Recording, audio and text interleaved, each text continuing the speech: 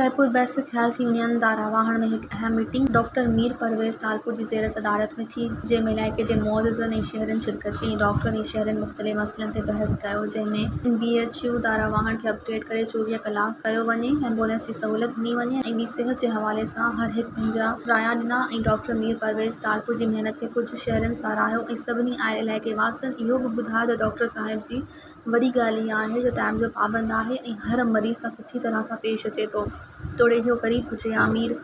ॿिए तरफ़ डॉक्टर इहो ॿुधायो त असां वटि नॉर्मल डिलीवरी जी सहूलियत मौजूदु आहे, जंहिंमें असां वटि डॉक्टराणी मौजूदु आहिनि। इलाइक़े वारनि खे इहो पैगाम थो ॾियां त हिते सुबुह 8 बजे खां मंझंदि जो 2 वॻे हिते नॉर्मल डिलीवरी कई वेंदी आहे। इन सां गॾु हमल वारी औरतुनि जूं टेस्टूं ऐं ताक़त जूं दवाऊं फ्री ॾिनियूं वेंदियूं आहिनि ऐं हर 15 ॾींहं अल्ट्रासाउंड हमल वारी औरतुनि जो कयो वेंदो आहे। ऐं इन मौक़े ते मौलवी रियाज़ मोरेजो, सीनियर सहाफ़ी अब्दुल सत्तार महराणी, उस्ताद अली बख्श मोरेजो ऐं ॿिया मौजूदु हुआ।